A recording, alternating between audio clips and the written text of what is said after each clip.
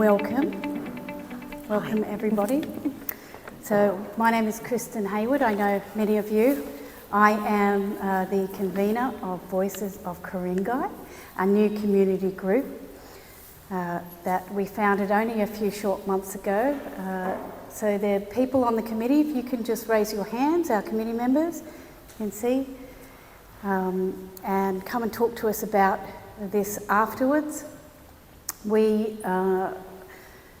I actually have told people where it is partly truthful that I founded this organisation so I could find people who shared my values, so I could find new friends. And that has absolutely happened. People who share the values, who want integrity in government, who want to volunteer for their community and raise the standards. And I have the pleasure of working with the most amazing people. And it's great to see Dr. Helen Cannon, President of Voices of Bradfield. I feel totally aligned with Voices of Bradfield and am a member of that organisation myself. Thank you very much, and thank you for sharing this event. I acknowledge that I am meeting with you today on land once occupied by the Darramaragal or the Durag people. I acknowledge their continuing connection to land, to culture, to sea, and to what Indigenous call the oneness. I also acknowledge that this land has never been ceded. I acknowledge elders past and present, and I extend my respect to any Aboriginal people joining us today. Welcome to this space. It is with great pleasure that I introduce Dr. Bronwyn Kelly. When I asked her to come along, it was an instant yes, I would love to speak about this. I know you're incredibly passionate. So, welcome to Ku-ring-gai. Thank you. Dr. Kelly founded Australian Community Futures Planning in March 2020. It was Jackie who talked so fondly about seeing Dr. Kelly, I think it was at a climate conference, is that right? And said she'd be perfect to come to Ku-ring-gai to talk about planning. So Australian Community Futures Planning is an independent, non-profit entity established for the purposes of encouraging greater participation by Australians in planning for the long-term future within a 21st century democracy. So Dr. Kelly is the author of By 2050, The People's Constitution, as well as other publications. And I see you've brought those along tonight, so you'll be talking about those. She is also the lead author on Australia's first long-term integrated community futures plan, Australia Together. And if you haven't had a good look at that, have a look at that. To me, it gives me hope. I looked in the index and I saw, well, I lit up really, because there's topics like belonging and inclusion, health and well-being, diversity, women and the LGBTIQ+ community, environmental advocacy, climate change prevention, climate change adaptation, environmental regulation, environmental education, which is something that I'm incredibly passionate about. So on that note, I was just thinking that if only Dr. Kelly was advising the Min's government, because at the moment they're engaging in anti-planning, really, and some short-term foolhardiness that I hope doesn't go through. Welcome, Dr. Kelly. Thank you.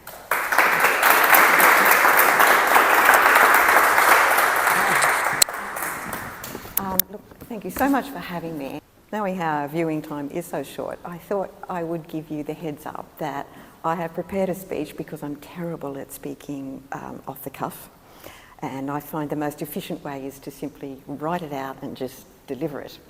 And so I would like to warn you that you're up for about 40 minutes here of me just talking this through, but it is, trust me, the most efficient way to do this. So I shall start now without further ado. Okay. Thank you all for the very kind invitation to speak about a positive vision for Australia. I hope I can begin to illustrate here how building that positive vision together as a diverse Australian community and building a long-term plan to make it a reality can make it possible for your voices and the voices of every other community in Australia to be heard and respected by parliaments and governments. I'm the founder of Australian Community Futures Planning, which some people tell me is a bit of a mouthful, so we'll call it ACFP. As Kristen said, ACFP was set up in March 2020, so we are a small, community-based organisation doing something very new in democracy. But we sincerely believe that this new thing we're working on can be very helpful to all communities in Australia, and small as we are, we're optimistic that from little things, big things can grow. We also hold that if we want to stop big problems like environmental decline, biodiversity extinctions, climate change and war, we first have to fix democracy. We have to set ourselves up to have a much greater influence in decisions made for our future and for the places we live in. It's commonly understood that burning fossil fuels causes climate change, but the deeper cause of climate change is persistent democratic failure. It's democratic failure that makes us to continue to burn the fossil fuels, even though we know we no longer need to. We could have stopped burning them long ago because we had the technological means, but because we did not have the means to set our own preferred national agenda, it was easy for governments to disregard the vast majority of voices in our own democracy. According to the annual Lowy Institute polls, in the 17 years between 2006 and 2023, the proportion of Australians who wanted the government to do something about climate change to prevent it never dropped below 80%. We don't hear about that fact often, but it's there in the studies.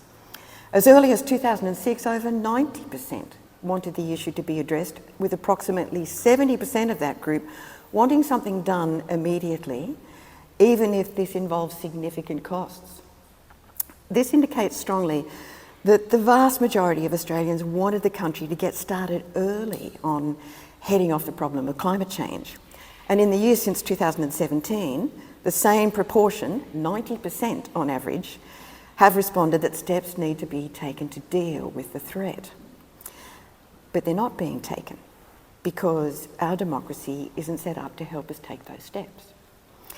Clearly Australians know, and in the vast majority they cohere about what's in their best interest on this particular issue and on many others.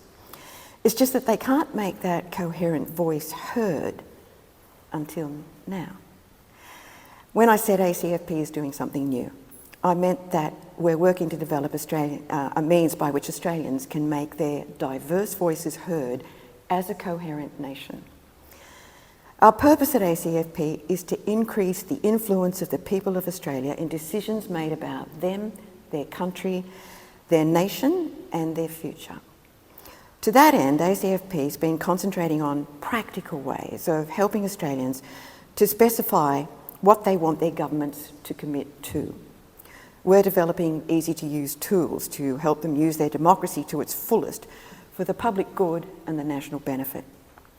So instead of waiting for politicians and governments in elections to offer their preferred agenda to us, we're building a system that enables Australians to work together efficiently to design our preferred agenda and offer that to parliaments and governments. This is an inversion of the hitherto standard policy setting process, which relies on the presence of great and inspiring leaders, a cohort which in the Australian population has been sadly in decline, indeed absent in the 21st century. Politically clever and even ethical, some politicians are, yes. Inspiring? No.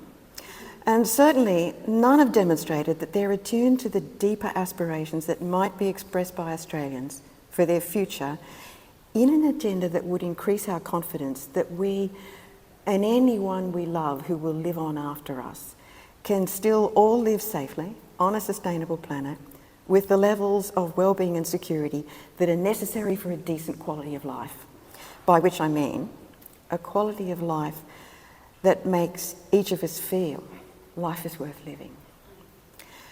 recognising that politicians, if they ever had it, have lost that inspirational skill. At ACFP, we're offering a way for Australians to organise to inspire themselves, and to do this by specifying their national agenda. That is what they most deeply want Australia to become, the sort of Australia they want to bequeath to their kids. And we're offering them a way to do that efficiently, recognising two very important things. One is that most of us are time poor and struggling so much just to keep ourselves and our families afloat that we have no time to attend to something as plainly ineffectual as politics. And the second is we're diverse. No community, family, or individual is the same. That diversity looks, on the surface at least, to be an insurmountable barrier to cohesion in both short-term policy choices and long-term planning. Most people will not think it possible for such a diverse nation spread across an entire continent to cohere on policy choices. But actually there is one place where we do it all the time. In any survey or community engagement forum, when we're asked to talk about the future we prefer, and particularly when we're given a chance to talk about that without an overlay or intrusion from politics, we demonstrate extraordinary agreement. Our research shows that when it comes to what we want for the future, we cohere. At ACFP, we think this unique space of agreement can be built on to secure a better future for Australia. But to do that, we need an organising system that makes it easy to select and integrate all the best strategies that will help us make our preferred future a reality. That's what the community-driven, integrated, long-term national planning process developed by ACFP does. Until now, we haven't had a means of where Australians can build their own preferred future and agenda as a cohesive nation. They certainly haven't had an efficient means. And they haven't had one they can use outside politics. Our arrangement of democracy simply doesn't offer us that. So at ACFP, we've been building an efficient means of policy development that can help us rise above politics. We call it National Integrated Planning and Reporting, or National IPNR, which sounds a bit bureaucratic, but it's basically just a means of helping us engage with each other. Put simply, National Integrated Planning and Reporting is an orderly, transparent, inclusive planning process that we're using to help Australians participate in building, monitoring and reviewing their own nation's first long-term plan for the best future we can imagine together. For testing purposes, we've given that plan a name. It's called Australia Together. And it's currently in its 7th issue of what we call its starting draft. We're experimenting with it. National IPNR, the process we're using to ensure the plan can be efficiently driven by the Australian community, is an expansion of the integrated planning and reporting and community engagement process that was made law for local councils and local government areas in New South Wales in 2009. Your council is practicing this community-driven long-term planning. Whether they're involving you enough is another thing, but they're supposed to. Yeah, okay. At ACFP, we've adapted that local form of integrated planning and reporting so that Australians can now begin to use it at the national level. They can use it to develop a long-term plan for their preferred society, natural environment, national economy, and inclusive democracy. And in this plan, they can not only express their vision for the nation they want to build over the longer term, they can also specify the generic routes they want to follow while they're travelling towards that vision and the routes they want to avoid, like species extinction. They can do this because the draft vision for Australia Together is structured with 17 elements painting a picture, it's on one page, 17 elements painting a picture of the life we wish to be able to lead and the country we wish to live in by 2050 or sooner. And it has a signpost system which signals the safe, generic directions of travel towards that destination. 57 safe directions. If you want to ask me why there's 57, I'll answer that later. But the important thing here is that the signposts are not restrictive.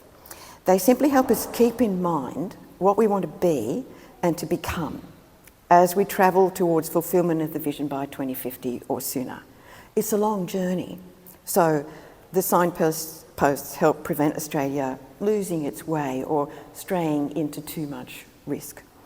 For instance, they signal that along the way, Australia will hopefully become a land without child disadvantage, a net zero emissions nation, a nation fairly raising and fairly sharing the national wealth we all work hard to generate, or a nation with avowed human rights for all. That's just 4 examples out of 57. The signposts function to ensure that when we select strategies, we won't select ones that run in the opposite direction to our preferred safe paths. For instance, they help us rule out strategies which would increase child disadvantage. But more than that, the structure of the plan helps us to integrate strategies so that they don't trip each other up. Instead, they all work together to eliminate child disadvantage and speed up our progress towards net zero carbon emissions without, at the same time, increasing poverty or inequality, or disadvantaging those who may be working in an industry that is in decline, like fossil fuels. The structure of Australia Together offers us enormous potential to smooth out the bumps in our paths towards a better future. But it's set up to do this in a manner that will ensure everyone, I mean everyone, can find a place in this country's future, no matter their difference. With that planning structure in hand, ACFP's role is to make available, in one easily accessible place, all the data that Australians need to select targets that will arc towards the vision. So we gather the factual baseline data about the current wellbeing and security of the nation.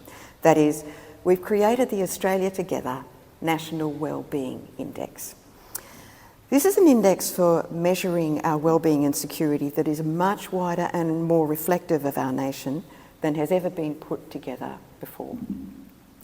It's set up to help us do a much bigger job than we've ever tried before. For that reason, it's much wider and deeper than the Wellbeing Index currently being developed by the federal government under its Measuring What Matters program. The Australia Together National Wellbeing Index is housed in the plan itself. So you can see all the data and its sources and check whether it's reputable. Putting it there for everyone to see is like painting a picture of what we are as a nation in full colour, so that we can position ourselves squarely to paint a sharper, brighter picture of what we want to become. The Australia Together National Wellbeing Index currently contains factual data about more than 300 indicators of our wellbeing, environmental health, economic strength and resilience, democratic health, international standing, national security, and our capacity for peace.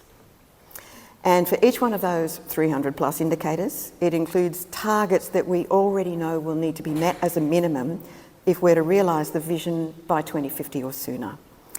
Some of these targets are high priority, by which I mean that based on our policy experience and the understanding of where the biggest threats to our future are coming from, we know that these high priority targets must be met within the 2020 decade if we're to have a chance of meeting the rest of the vision sometime after that date. The other thing ACFP does to make national integrated planning and reporting work is to prepare reports on whether during the term of a federal parliament there was movement towards those targets or away from them.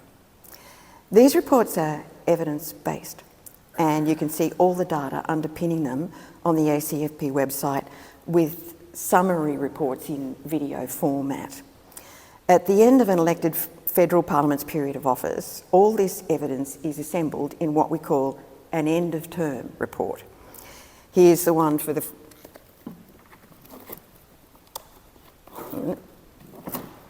That's the one for the 46th Parliament, the one that just closed before the last election. So at election time, any Australian can get a factual view of the performance of an outgoing Parliament. And because there are video summaries, they can get that in about a couple of hours. You could skip attending to politics for the entire 3 years and then just read that at the end. You get it. This is the first time Australians have ever had access to consolidated reports on the performance of parliaments during their term of office in relation to what matters most to Australians now and for the future. This planning system puts the preferences of Australians at the centre of policy making. Their vision for the future is the centre of it all. At the moment, for pilot testing purposes, we're running with a starting draft of a vision for Australia together. Periodically, the starting draft vision is being modified whenever we do a bit more research about the values of Australians and whatever they say in surveys about what they want for the future. We're constantly reviewing all that stuff. As such, the draft vision is a distilled rendition of the words of Australians in their commentary over the last 20 years about their preferred future. It's not our words, it's yours. It's been necessary to distill a draft vision in order to be able to test whether the planning system is able to work efficiently to solve quarrels about which direction the nation might take to reach the vision. You could change the vision and the system would still work efficiently to help you select and integrate the best policies choices for that new vision. So you could do it. That said, from my experience, I'm very confident that Australians in the vast majority would support the draft vision as it is at the moment, especially if they ask themselves whether they would want to live in a country that is the opposite of that. That really focuses the mind. But while Australians don't argue about what they want for the future, basically we all want the same things for our kids, we do tend to disagree a bit about how to get there. This planning system is designed to help us efficiently overcome those disagreements and get started early on the safe path to the better future. If you'd like to know more about what's in the draft vision at the moment and where the starting draft has come from, the best place is to browse the ACFP website. It's all there. Everything we do is out there. We hope at some stage in the future to be able to periodically test support for drafts, ongoing drafts of the vision among Australians. In the meantime, though, comment periods are continually open on the ACFP website, and we would love any feedback about the next version of it, which will be released probably next week. This new version doesn't reflect a change in the preferred direction that we've observed by Australians, because our research hasn't shown that there has been any change. But our sense of the preferred vision and directions has deepened in subtlety. You might say there are more brushstrokes on the painting. Standing back and looking at it, I'd say that the new version conveys a strengthening of a pre-existing preference for a fairer, inclusive and peaceful Australia that is confident its parliaments can be trusted to act always in the public good. I think I've observed that strengthening since COVID-19. ACFP's been trialling this planning system, and we intend to keep trialling it for at least 2 more federal parliamentary cycles, after which we hope someone will take it on. In that time, we expect more and more Australians to become familiar with it and hopefully to be inspired by each other in the process.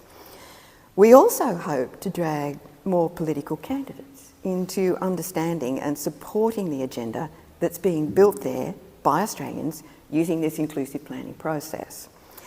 In a way, you could look at it as a project that's seeking to get politicians and electors onto the same page as to what the purpose of the nation really is and what we want our governments to do and the sort of laws we want them to make that are consistent with that purpose.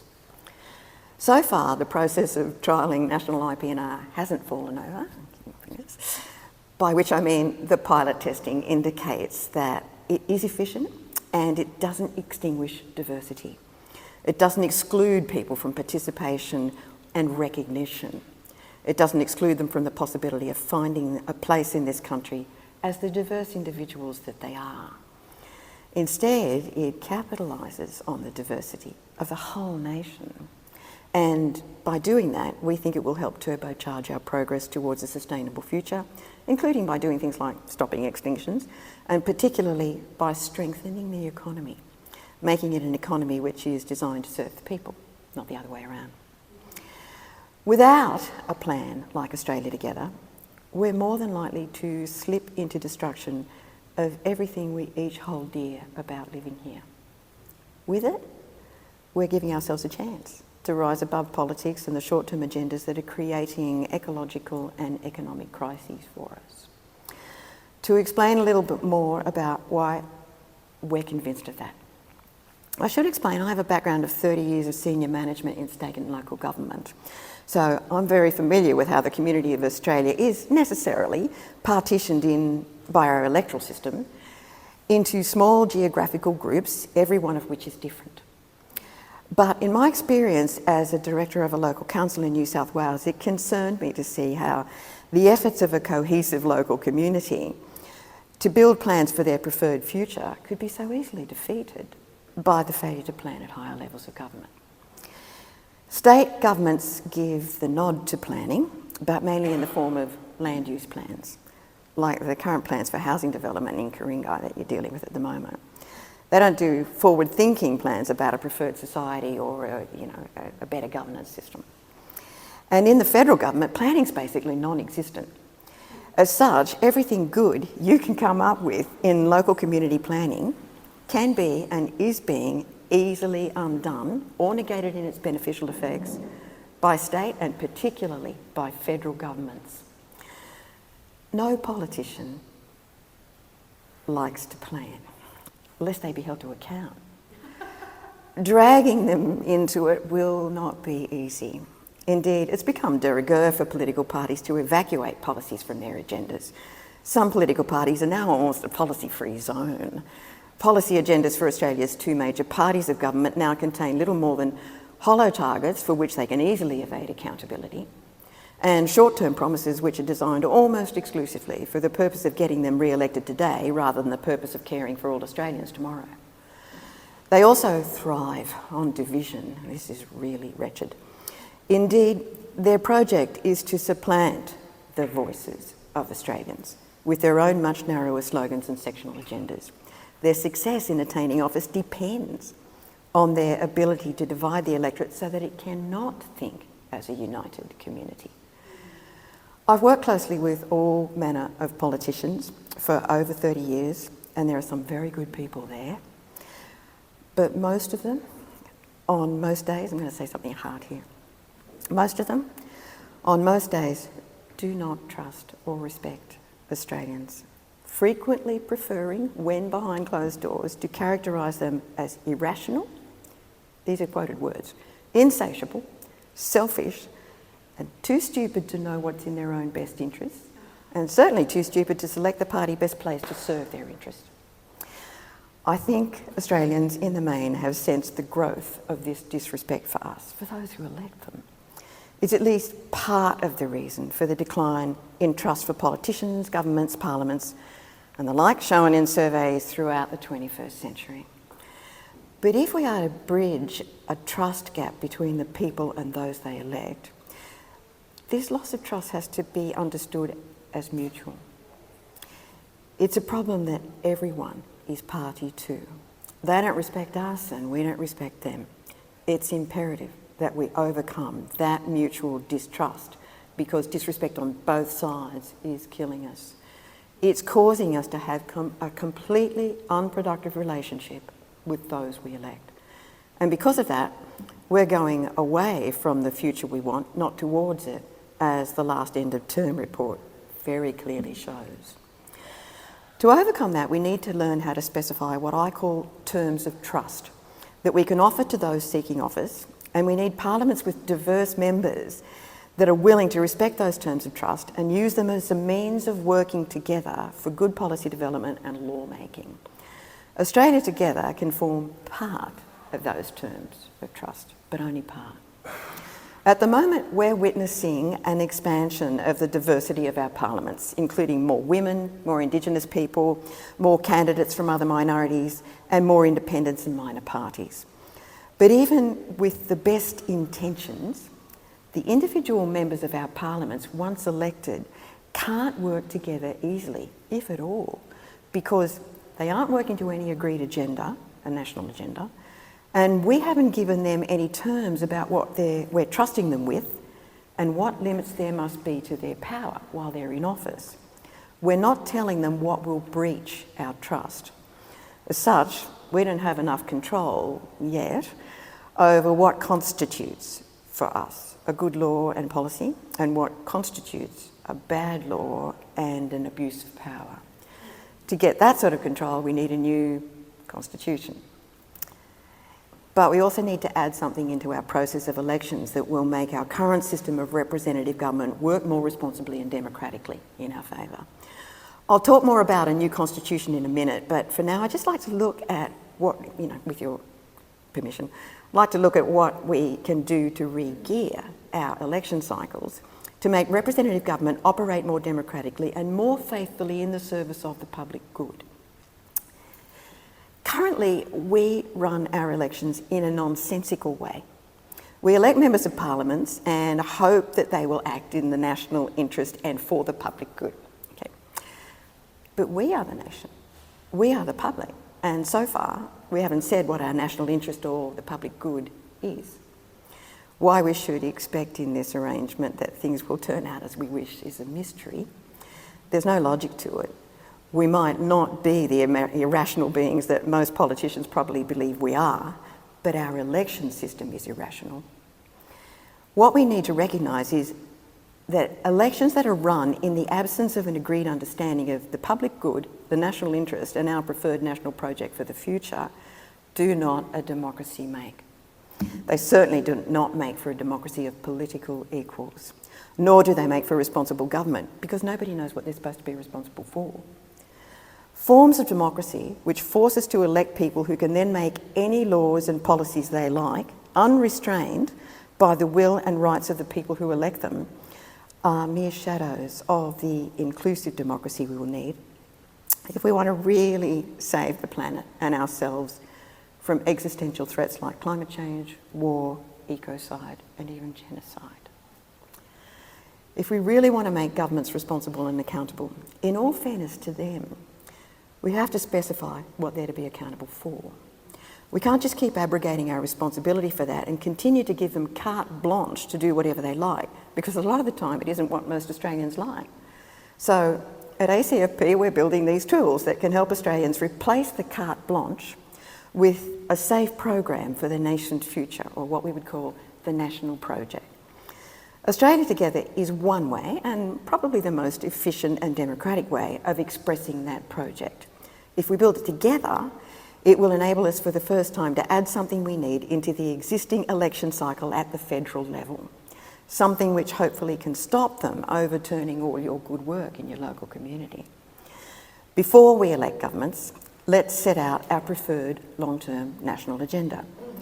The theory is that if those we elect have that, then each parliament will have the guidance it needs to get off to a flying start in driving towards a better future. And they'll be able to ethically exercise their best judgment in lawmaking for the public good, because we'll all have an understanding of what constitutes the public good. This is guidance that federal parliaments and governments currently don't have, and it's a yardstick for assessment of their performance that we currently don't have. We can't assess whether they're delivering what matters most to us. Or at least we couldn't until Australia Together came along. We can think of the guidance that can be offered in a plan like Australia Together as though it's part of a job description for the Parliament.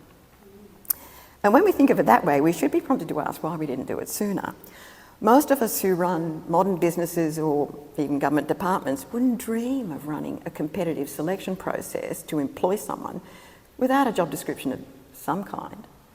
But for some reason, we think it's smart to employ a politician without one. Australia Together is part of a remedy for that. To the extent that we can use it to build our preferred agenda, it forms part of a job description for parliaments, because there are a few other things we need to establish in our democracy to help us ensure that Australians can democratically increase their control over their future as political equals. In recent writings, I've suggested that we need to build a constitution in which the people move away from having no power at all after they've voted to an arrangement where, for the first time, we have a rightful but not overweening share of power. A major problem with the way we run our democracy at the moment is that the executive government has an overweening share of power. The executive government is made up of a few select members of cabinet and the Governor-General acting as the King's representative. If you'd like to read more about executive overreach, I can suggest Chapter 6 of the People's Constitution, which is my latest book. I can bang on, you know. But assuming that executive overreach is a huge problem arising from our current arrangements of democracy, it's making our parliaments dysfunctional. I would suggest that it could not be remedied by giving the people an overweening share of power. Real democracies can't work that way and still be stable through time, especially if there isn't a common understanding about our preferred national project. Instead, if we're seeking an orderly democracy of political equals, a new constitution is needed to distribute the different types of power among their rightful owners, not introduce a new imbalance in power. A healthy democracy needs an agreement between all those empowered under it about the limits of their particular power. There is much more about this in the People's Constitution, but in summary, I'm suggesting that in lieu of upending the relationship between the electors and the elected, don't think you can flip power and everything will be solved. That upending, that could easily amount to a new tyranny of the majority, which would not be good news for diversity or minorities or even order. But if we want to do that, a particular new power should be inserted into the Constitution and accorded solely to the people of Australia. That is, it should be accorded to the party in our democracy that currently has no power after they've voted. It's the people. That's you. You don't have any. And it's a power that no one is currently exercising, and no one is actually authorised by the law to exercise, not even the executive or the king. That power can be summarised as the power to express the sovereign people's will. And in the People's Constitution, you okay there, Jackie? All good. And in the People's Constitution, I suggest that this power to express the sovereign people's will can be inserted into the current Constitution by the free agreement of Australians. That is, by the people themselves, not the Parliament or the government, you. After all, the one power people do have in the Constitution is the power to make the final decision on constitutional amendments. And this is one you need. It is lawfully possible for the people of Australia to give themselves the power to express their sovereign people's will, and they can do so without actually diminishing the legislative power of the Parliament, the administrative power of governments, or the judicial power of the courts. In other words, they can do so without making the balance of power in democracy unstable. This new rightful power can be inserted in two places or forms. In the first place, it can be accorded to the people by their own decree in the Constitution itself, by their declaration of their values as a nation, the human rights they wish to confer on themselves and each other as equals, and the general obligations they want to impose on parliaments and governments in observance of those values and human rights. In the second place, it can be accorded to the people as an additional specific right by which any and all of us shall be able to have a voice in how the nation should chart a course to a better future. This second form of rightful power for the people would be additional to all other human rights and state obligations that we commonly find these days in international law. Indeed, I know of no other nation that has this recognised as a right, although oddly, Wales might be coming close. In effect, this right to express the sovereign people's will is a right to self-determination, but it's a fuller and non-exclusive form of that right as it's been thought of today. It is a right of the people not the executive or the king, to specify the purpose for which we want to come together and stay together as the indissoluble Commonwealth we dreamed of becoming in the Constitution when it was first made law in 1901. In that Constitution, Australians did say they wanted to form an indissoluble Commonwealth. But we didn't say what for. We didn't describe the purpose for which we wanted to come together as one nation. And we didn't describe what would hold us together. Without that sort of guidance, the odds of Australia becoming what we want are probably zero.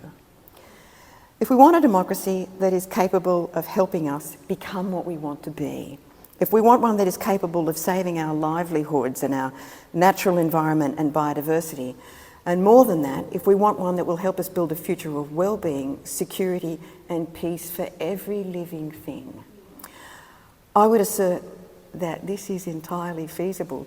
It's entirely feasible to build that sort of democracy. And the moment to build it is now. In a world with an open internet and education, we can do it. We don't even have to leave our homes.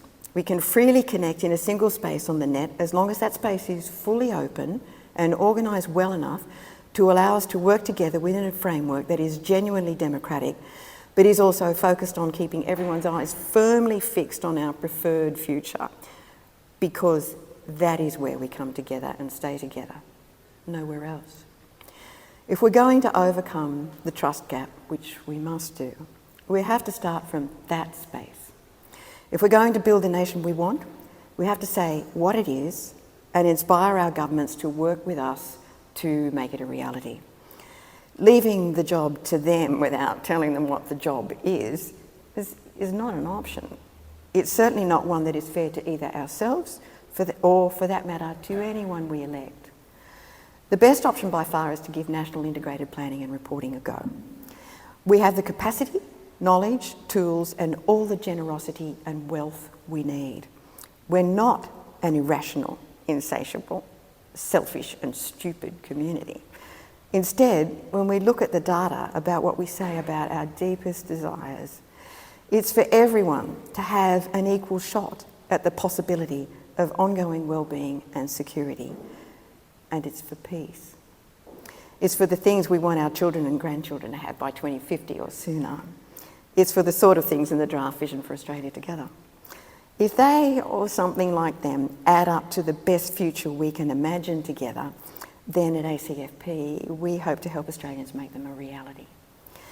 At a more immediate level, here in Ku-ring-gai, if we can help you make your right to a voice law in Australia and give you a means of expressing it in an orderly framework as equals, then you will have a more productive relationship with whoever you elect.